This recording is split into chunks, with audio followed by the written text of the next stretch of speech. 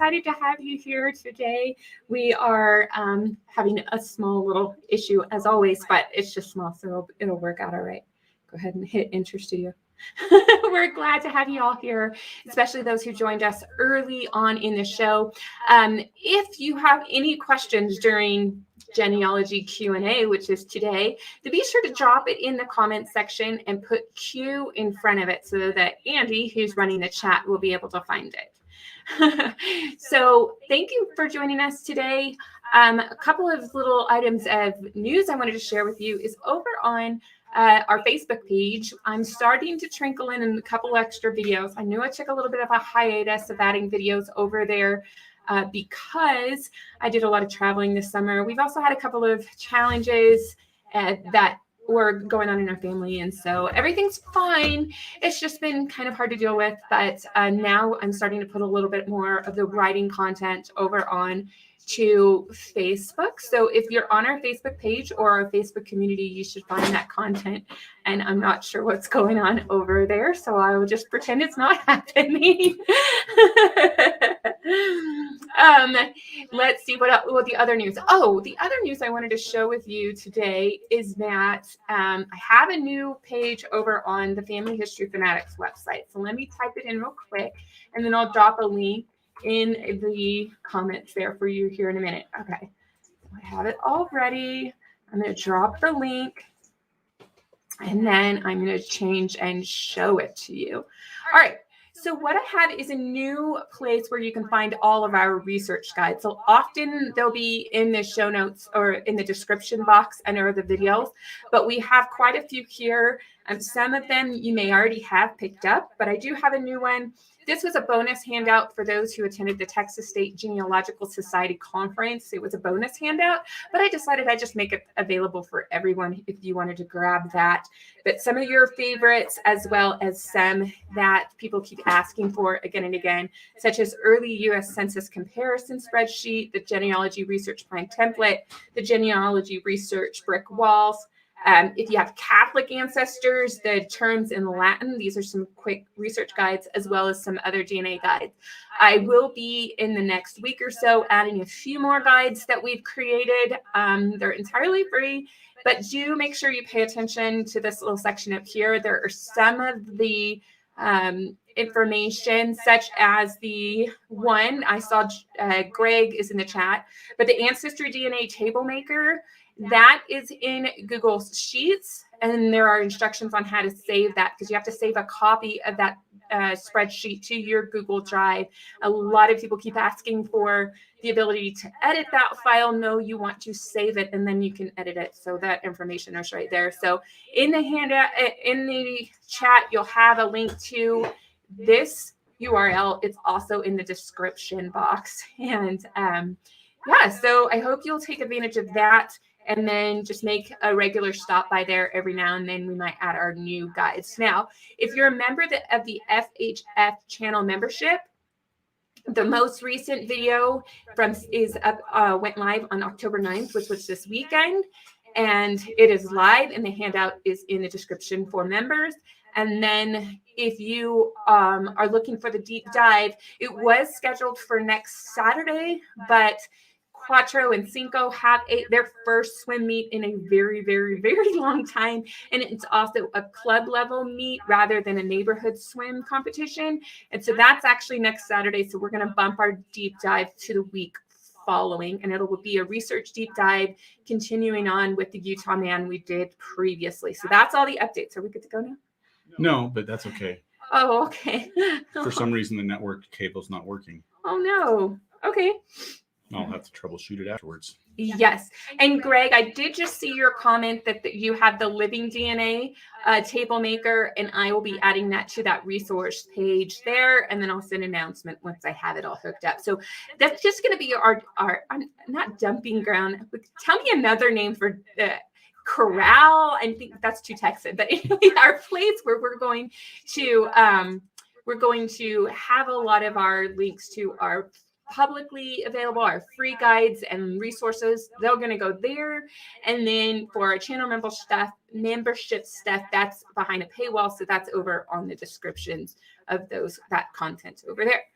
All right. So now that he's back and he's going to catch up on all the comments, I'm going to go ahead and start transitioning into our topic of the day. So these are a couple of the questions that have been sent in prior, but remember, this is a genealogy research Q&A with a little bit of DNA mixed in. So if you do have a question, make sure you put a Q in front of it, and then Andy will grab it and be able to share it after we get through these preliminary ones. Additionally, if you have any feedback on some of the questions that are posed. Did we get the echo thing figured out? Is there still an echo? I don't know. I didn't see that there was an echo comment.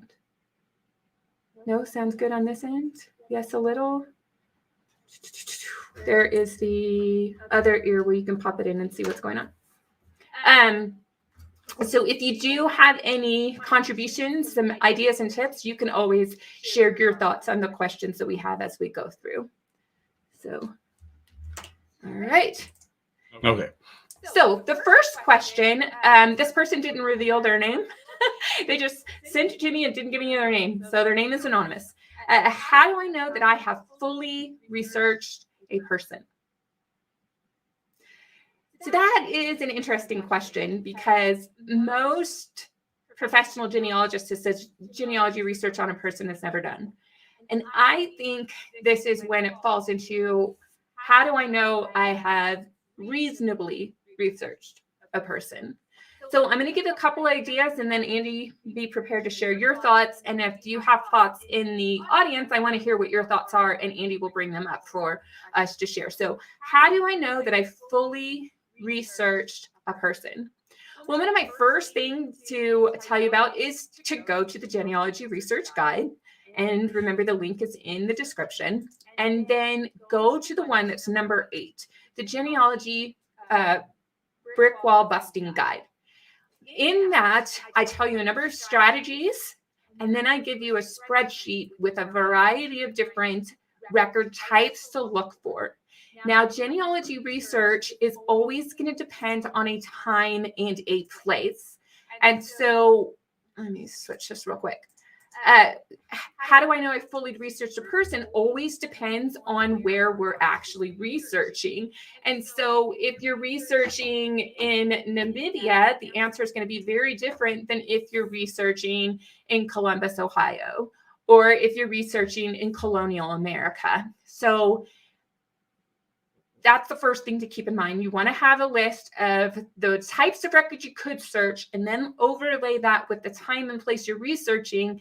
And then when you have looked through all of that and then taken a stab at looking at the vertical files and the manuscripts that are in the, what's it called? Oh, you know what? Nope, that's not that. That is in the different archives that serve the area you're researching, then I would say that you've done a reasonably exhaustive research. So what are your ideas? How do you know that you've fully researched a person?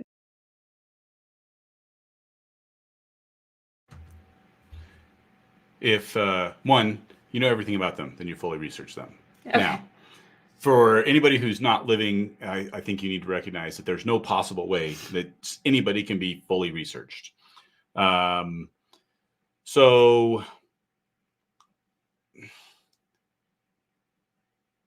a lot of it really depends on the time and place. Mm-hmm. If there's only going to be 2 possible records, and you found those 2 possible records, there's nothing else. I mean, you got to admit sometimes that there's nothing else. Now, mm-hmm. if something else comes up later on, great. Mm-hmm. But in some cases, there's nothing else. Right. And that's going to happen regardless of if you have an oral history culture. I know we tend to talk about the oral history cultures that don't have a lot of records, but there's also locations around the world. I talked to a friend of mine who researches Dutch ancestry, and he says there's basically 4 record collections that you look at, and that's it. I'm like, man, that's nice. In Iceland, they have an app? Yeah, Iceland's special. I think everybody in Iceland is all part of the same. They're all part of the same family because they all came from the same group of people from Norway 1,000 years ago. But they've all been researched and they all know. And so, yeah, there's basically an app for you to figure out, what your relation to the person that you just met is. Mm-hmm. Absolutely. So it's time dependent, but if you haven't picked up that research guide, let me know. I mean, let me know, but then go get it because it's over on the website that I showed you. All right. So I'm going to go back to this one. Hold on. Okay. I'm going to come up with the next question. And if anybody had any thoughts, there's one from Tiffany Mims. Did you see it? I'm just worried about other stuff. I know, but she had a really great thought. Okay. I try to find every record possible: birth, death, marriage, school. Go ahead and say it again. You're changing things on me. All right. She's trying to control stuff when she wanted me to control it, and so now I'm confused. I try to find every record possible. Okay, somebody else added a thing, and now I messed up where I was reading. Back to Tiffany. I try to find every record possible: birth, death, marriage, school, news articles, and census records. And she's got a couple in there, the school and the news articles, that I think some people miss over usually. Oh, yeah, absolutely. And those are on that brick wall guide, particularly for U.S. research. Now, if you have some record types that people overlook or fail to look at in your country, let me know, and I'll just add it to that brick wall guide that everyone can have access to as well. So any other comments before we go? Nope. Okay. So I'll go to the next question. So we go past that. There we go. All right. Now, this one, we had a lot of great conversation with the how do you research your illegitimate, the parents of your illegitimate ancestors. Okay. So this question is in regard to that. Would it be helpful to do a leads chart or sort matches before testing descendants of the hearsay ancestor of an illegitimate child? Now, I'm going to have Andy answer this, but let me set everyone up a little bit. So if you remember in that video, a couple of things I said. Step number one is to take a DNA test and then test all the descendants that like your brothers, any people in the generation before you or sideways. Test the known descendants of this common ancestor. And then what you do is you begin to research all of the men in the woman's life, if you know the identity of the mother of the illegitimate child. And remember, we're just using illegitimate in genealogy terminologies. We're not adding stigma. This is what it's called in genealogy research. What it was called in the past. So once you come up with a list of potential gentlemen that could have been the father, or not gentlemen. I was trying to be polite. Jerks. No, I'm just kidding. The jerks and gentlemen in her life. And then you come up with, then you do descendancy research on them. And then you start comparing with records as well as DNA to see if they would be a possibility. Now, I think this question might actually fit into either before developing that hit list or shortly after, but you take it after you've come up with a potential gentleman or slightly before. When would you start doing leads method and match sorting? Well, you do leads method as soon as you have somebody's DNA that you can do it with. So let's say, for instance, it's you. If you've done your DNA, then you're going to create that leads chart, because the point of the leads chart is you want to narrow down the set of matches that you're concerned with for this ancestor. And you do that by basically process of elimination. You identify which matches fall with the other ancestor. And so the ones that are left must fall with this ancestor, or very high probability they fall with this ancestor. Now, the other thing that he asks, before testing descendants. Well, again, I think you have two questions going on here. Now, if these are the known descendants of the hearsay ancestor, then yeah, I'd make sure that you narrow it down so that you know which descendants to test. Because ideally what you want to test is you want to test somebody that is in that direct line, that you know what the relationship is, that you know how they would be related to you, so that when you test that, you have basically an exact piece of information that you're looking for to help confirm that. If this is more of a scatter shot and you happen to have lots of money, then go for it. If this is a scatter shot and you don't have lots of money, then again, you probably want to do more research to clearly identify who it is you are trying to match up with from their descendants. With the caveat, depending on how far back this goes, there might be another NPE within that line. And so they might not match you, not because that's not your ancestor, but because that's not their ancestor. Mm-hmm. All right. So there was a question and it said, what is a lead chart? I was about to push that button. Well, Andy, this is why I pushed a button for you. Can you explain what a leads chart is? And then I'm going to go find the link to our leads video. Okay. So it is a chart, as you can see here, where what you have is you have your matches, just sorted from highest to lowest. And then what you're doing is you're basically using the shared matches to go through and put these matches into groups. Now, the goal with this is to get them into groups that represent your 4 grandparents.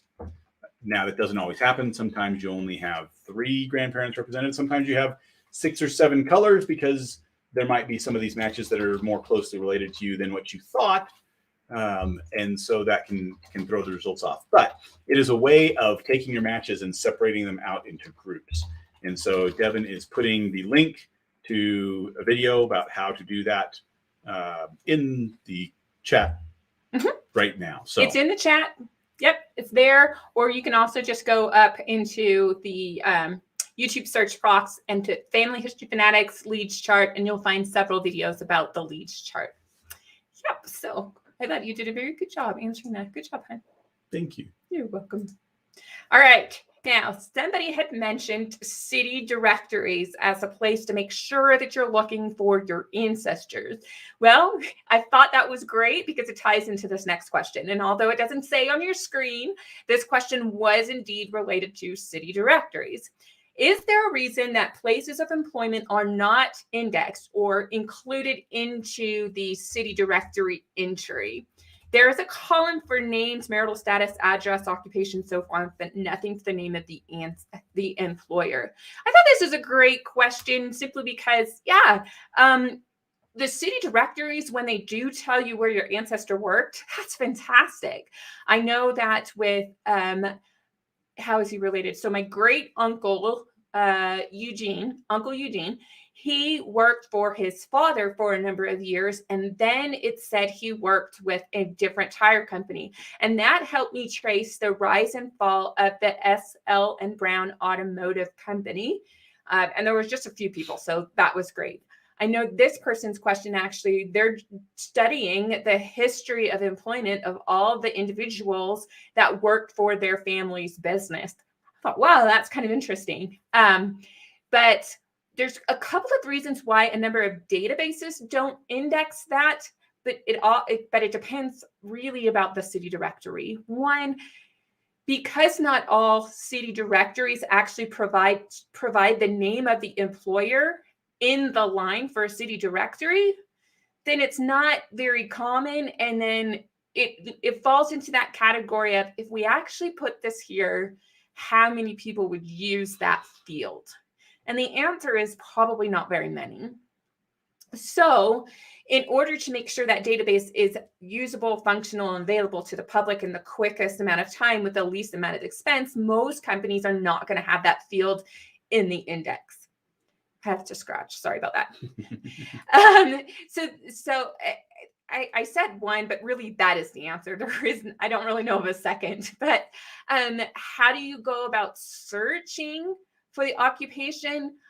If there is a way to capture all of that information, honestly, I don't know how you would do that very rapidly, because this person was looking for like several decades worth and then going through an entire city directory for each of those years. I don't know that there's a fast way to do it, just because it's not going to be in the database. The best thing you could do is scroll page by page, maybe even create a data mine the website and find people with certain occupations that would align with that business and filter them out. But yeah, that's a very ambitious project, and I don't know how to help you achieve that goal, but I do know why that isn't part of the database. And the other thing that I do know is that city directories are very much like newspapers. There's not a lot of space to put all of the information that you could possibly put on a person. Most city directories were initially created as a salesman trades book, so they could take it around and know who to visit. And they're typically trying to find people at home, because a salesman is going to talk to somebody at home, not when they're at work, unless they are a business to business sale. And so a lot of times where somebody worked wasn't as important as what occupation they had. And that way people could look up in the city directory, make sure they got the right person. And so when you understand the nature of the books, it could also explain why some of that information wasn't in there. So I hope that was a robust answer. Does anybody have any comments that we want to jump over to? No, go. No questions? We're going to go. We got lots of questions. So. Lots of questions. All right. So we'll finish up with the rest of the ones we have, and then we'll go to the live questions. All right. What do you do if you don't know anything about your family? Is there a way to find anything about them at all? So I'm going to start with this one. Oh, I should probably make this bigger for you guys to read real quick. I often find that some people know just a little bit of information about their heritage, and it can be helpful.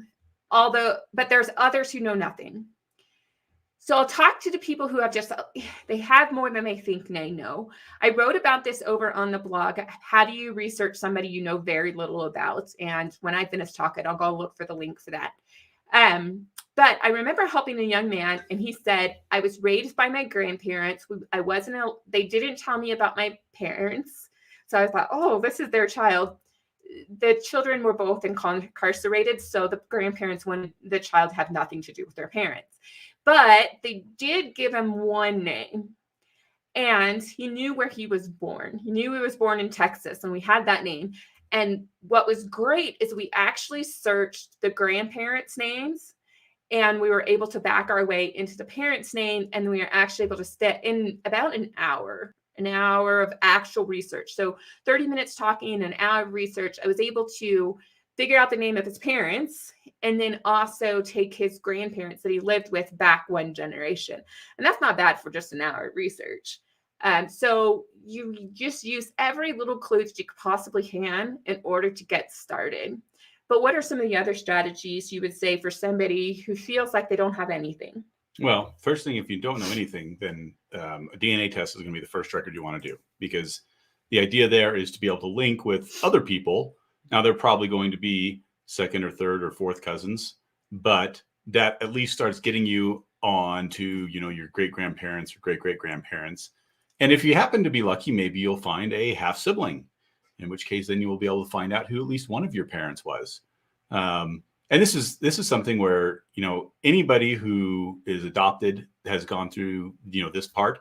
And it's actually pretty amazing of what you can learn about it. Like, we have somebody that we know that it turns out that their father was not who their father said it was. And with DNA, we were able to identify who that father was and get them in contact with some of these cousins of theirs. Mm-hmm. And they were able to, tell a little bit more about this family and stuff. And some things now, as far as their life, ended up making a lot more sense. So for instance, they were the tallest one in their family by far. All their siblings were a lot shorter than them. And different things like this, that it's like, oh, because it turns out that this her biological father was a very tall man, and so that's what she inherited then from him. So it's a start. It's not going to, now, just by taking the DNA test is not going to tell you everything. That's just a way to create a record so that you can start to identify people that you're related to and learn some things about your family from them. So there's still work to do after you do that. Awesome. All right. So the last pre-planned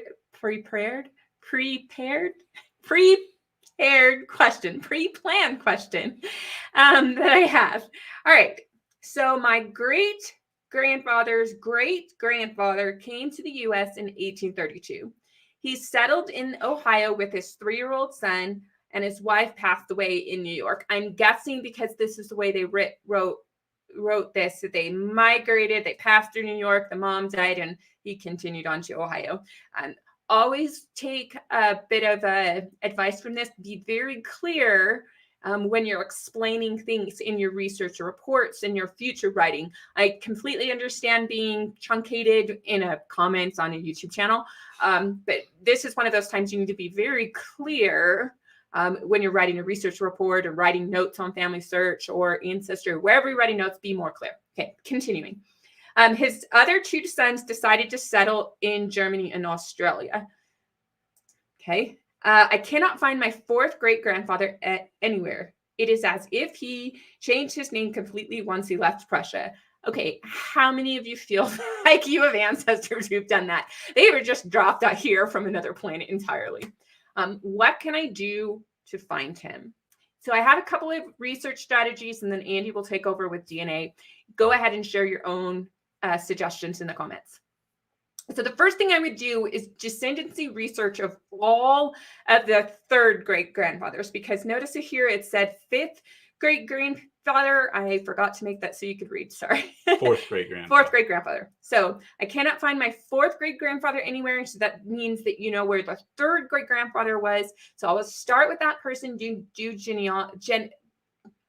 descendancy research. Now we have a lot of videos here on the channel. There was a video I forgot to get the link for and I said I would get, but remind me which one it was and I'll get it. But do descendancy research. And what are you looking for? If you watch the Descendancy Brick Wall research series with John Townley, I was looking for naming traditions. I was looking for any possible records that the descendants might have, any clues that they might have. Sometimes people will put something on their stones that ties you back to the past, and then you go to that location, that village in the homeland, and you're like, oh my gosh, yay! And you never know where their clues are going to be hidden. So the first thing I would do is go from the third great-grandfather down and do all the descendancy research. Now, if we go back a slide, it said something about two sons settled in Germany and Australia, not Austria. So my next question is, do you know who those sons were? And can you do descendancy research on them? Because if you can do that and you compare that with the clues of the people that are in the United States, then you might be able to put things together and see some overlap. The other reason why you do descendancy research is it's going to benefit DNA, which we'll get to in a moment. And the last thing I would also recommend, since this is 1832, I would recommend doing two things. First, we've talked about this on the channel before.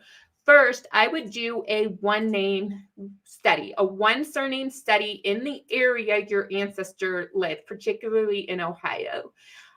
So for me, I studied all of the Townleys in Essex County, New Jersey. I could study all the Townsends in Franklin County, Ohio. So you're studying everybody with the same surname in a location to see if anybody goes back to Prussia and could be a possible ancestor. The other thing you're doing in that one surname study is, it just slipped my mind. Oh, no. I remember what it was. Is you're looking for people with the same homeland that intersect with those one names. So for Joseph Geisler, I really can't find anybody else from Baden that intersect with him, but I can search in Franklin County, Ohio, everybody from Baden, Germany, trace them back and see, sorry, I have an itch, and see if there's any Geislers that intersect. I know this was helpful for his wife, Caroline Mock, the Strunkenbergs, Tenopels, Mocks, Pewsakers, and then there's another one I can't remember at the top of my head right now. They were all from Gillersheim, Hanover, because it wasn't Germany at the time. When I was able to see the Mocks and the Pewsakers intermixing, and then they also had the Tenopels and the Strunkenbergs, and they were intermixing here in Ohio, when I went back into Gillersheim, they're all back there, and I was able to utilize the German Lutheran records that are on Ancestry.com to trace them. So those are just some of the things that I would do. Descendancy research, one name studies, and also people from the same homeland. What is your final suggestion? Well, two actually, first off. Mm-hmm. One is, because of this time, and really any time, is he immigrated to the U.S. is look for any kind of naturalization paperwork, because part of that now in this time in 1832, when you applied, you basically, testified that, hey, I'm from this country. I came over on this date on this ship. Not in 1832 in Ohio. Well, depending on where he applied, though, because he was in New York before. That is true. Now, those records at that time period are usually going to be in one of the court systems. It might be in the county court. It might be in a state court. And with him moving from New York to Ohio, there might be a bunch of different places that this could be. But those records might have some information specifically on where you should be looking. Now, it doesn't necessarily say that, hey, this was the name I went by before. If he's going by John Smith now instead of Johann Schmidt, it's not going to say, oh, I came over as Johann Schmidt. No, he'll still say John Smith, but now you know that, okay, I need to be looking at this town in Germany and start seeing what ships came over and who were the people on that ship, and then try to figure out which person he matches up with. And the next thing is DNA. Now, with it being him being a fourth-time great-grandfather, you're on the fringes of where that is. So most of the matches that you're going to have that you're looking at are going to be, 10 centimorgan matches, maybe 15 centimorgan matches. And the idea here is you actually want to try to find several people that match back with your fifth great-grandfather or grandmother, so that you can isolate that with multiple people all matching back to the same person, and hopefully maybe even sharing the same segment that you have. Well, then that's an indication that it came through that line. Well, if you found the fifth great grandparents, well, now you just need to know who their kids are. And one of those kids then is going to be the fourth great grandfather. Awesome. All right. So we're going to start tackling some of the questions you have, but there was a comment from Tiffany. Just scroll up just a smidge right there. So Tiffany had asked this question, and it seems odd that they lived in Ohio and the wife died in New York. Are you sure that is the right person? That is quite a ways away from home. Now, first of all, I like that she's thinking, because it could be a different family. It could be a different wife. There's lots of could be's going on there. The other thing is that I know that my Hanoverian Germans, they actually landed in Baltimore and then went on the railroads to Columbus, Ohio. So they landed in Baltimore. They didn't land in New York. But there are other ships from Germany in which they landed in New York and hopped on railways and went over to Ohio. This is 1832. So this is about 10 years before what I'm familiar with the Germans leaving. But this is also Prussia. So that makes it interesting because Prussia has a completely different kind of history. But so it is possible that people went to New York and then had a spouse died and they just continued on that journey. So that doesn't necessarily throw me for a loop. What I do like is that you were actually thinking, wait, would that really, really work? And discovering the migration routes of that time. I don't think it's out of line from New York to Ohio to have happened in 1832. All right. Yes. Questions? All right. So here's one from C. Davis. Okay. How to match census maps with other maps, i.e. like your Sanborn or local maps. How do you match them? I'm guessing overlay. This is one of the times when I would use Google Earth, and I would refer you to my colleague, Lisa Louise Cook.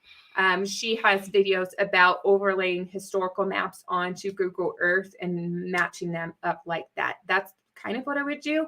The other thing is I've had maps in city directories, and they've had little chunks of a map, of a historical map. And then I was able to look on Dave Rumsey for maps.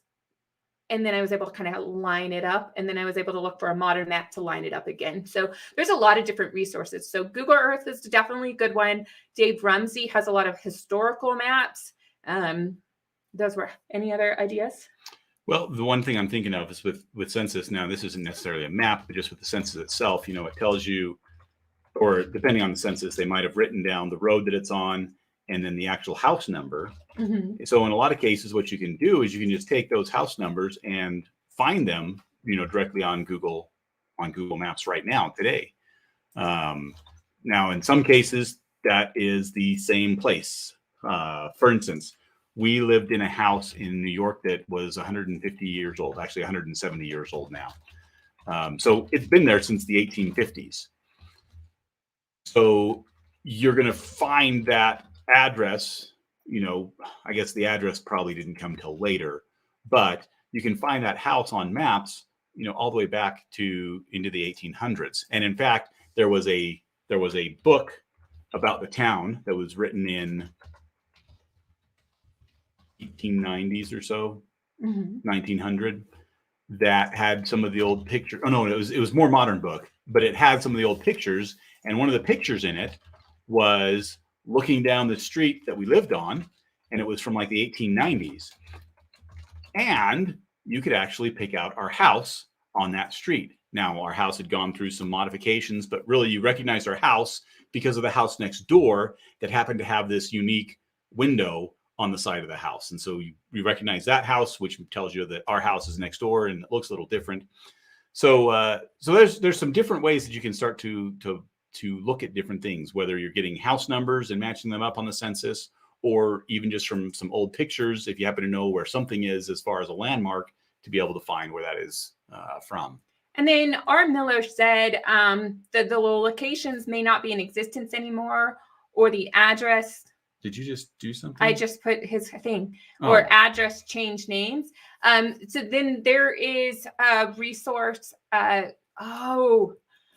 Drew Smith told me about this. I think it is on the 10 website professional genealogists use. That video, he talked about the GNIS system. I think that's right. I'm going to look it up here in a minute. But that actually tells you name changes. Myers Gazetteer would be one that talks about name changes, particularly in Germany. So you look for a lot of resources that can tell you when locations and street address had name changes. And then what you're really doing, because I have a Van Horn Street in Cincinnati, Ohio, that no longer exists. And that's when I was really fortunate, because the city directory for that time when my ancestors lived there, it actually had a map that showed kind of where Van Horn was supposed to be.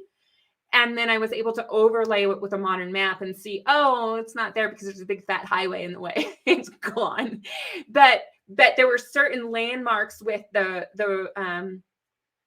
Ohio River. I was about to say Cincinnati River, but the Ohio River, then I was able to look, like overlay it using either Google Maps or just visualizing Photoshop elements, something.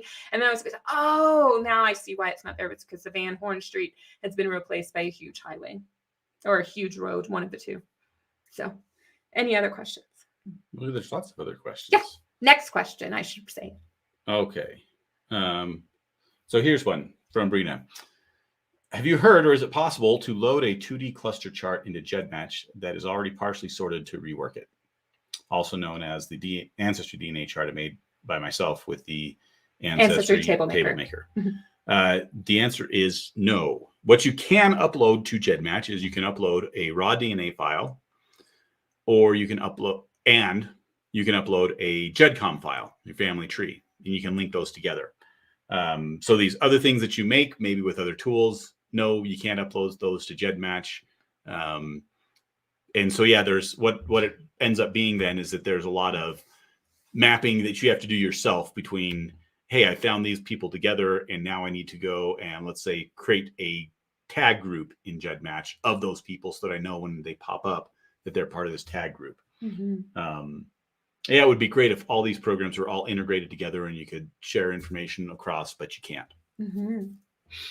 All right.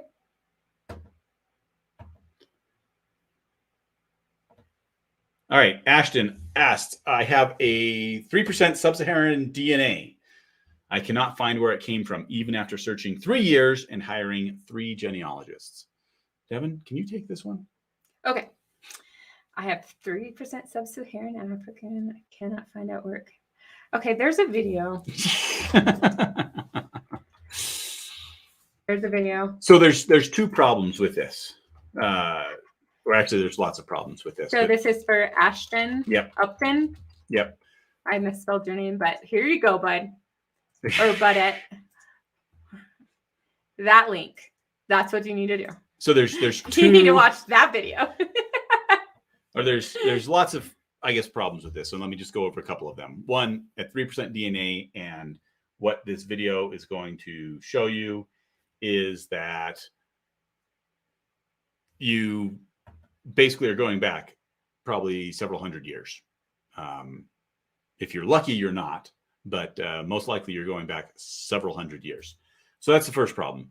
In most cases, there's not going to be any kind of genealogical records to actually have that.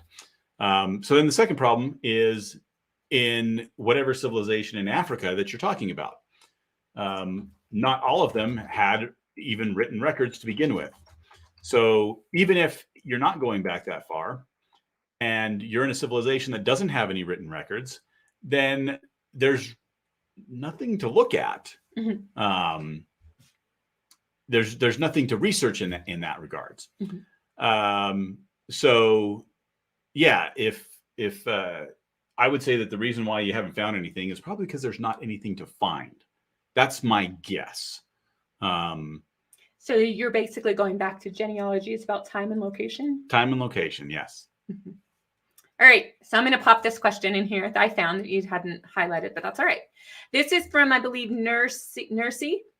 I'm pretty new with all of this, so thank you. And please excuse my weird questions. There are no weird questions here, unless they're completely off topic from genealogy. So if you start asking about, I don't know, quantum physics, then you're in the wrong place. but so ask away. This is what we're here for. How can I find county histories from North Carolina? I have the red book. I just got it. Is that a good book? Okay, so the red book, any reference book can be good, and that's one's kind of a gold standard in genealogy research. I want you to check out my video about free books, where you can find free books online. I'm going to drop the link here in just a moment, because I'm going to pass him over a question maybe he'll tackle while I grab that for you. I still can't remember the first one I promised everybody a link for, but anyway, so where do you find county histories? My number one place that I would go to is Internet Archive, followed by HathiTrust, followed by Google Books, and then I'd wrap it up with the Family Search book catalog. If I can't find anything there, then I'll go to WorldCat. All of them are talked about in the video that I'm going to grab the link for. So your turn. Okay. On this question or on something else? On something else. Okay. I'm handing it off. All right. This is from Juliana. Is it possible to go back and write a DNA research report for a line I solved a few years ago? That's a new question. Before I knew more about terms, charts, clusters, and report writing. Well, I can answer this. Okay. Of course you can go back and write one. Now, what I would do in writing it is I would basically go back and trace the steps that you did in order to solve this. Two reasons. One, you're rechecking what you've done. And two, there might be something new that was not available back, this few years ago. So, take a look at it from that standpoint of basically, okay, I'm going to just redo this and basically write this report while I am redoing the research for this. Most likely you have, a lot of the links to the documents that you need, as well as the DNA matches that you used for this. So that part will be much easier. But I think the key here when you're doing that is to make sure that you're not just looking at that information, but also looking for any new information that may have become available since then. Mm-hmm. Yep. You did good. Do you want to tackle the next one, or do you want me to pop up this question? Do you have one? I have a question. Okay. All right. This is from Tiffany. We have tons of German newspapers in Missouri, and oftentimes things I search come up in German newspapers. You can't just copy and paste into Google Translate. So any quick ways to translate? No, not that I know of. Learn German. Well, the only thing that I can recommend, and that is quite large, so we'll just take that off our face. Oops. The only thing I could recommend is, don't quote me on it. I haven't looked at this in a while, but I did find some German newspapers on Genealogy Bank, and they had my ancestors in them. And I believe there was actually an OCR transcription that was under there. I didn't see anything for like newspapers.com. My Heritage does actually have some OCR scans of some newspapers, but I can't promise that they're German. The only other thing I could say is that I have a blog post about, I remember which one it is now, I think. Anyway, I have a blog post about looking at Frankfurt, because Frankfurt is the font used in German newspapers. And there is a way to look at that and turn it into Google Translate, and then or a transcription, and then you can drop that into Google Translate. I don't know of an easy other way, but I'm going to go find that link to that thing. And then if I can, I remember what it was about, the young man. So I finally remembered what I was looking for. So your turn. Sorry, I was trying to fix it because it kept on saying that it was trying to identify stuff. And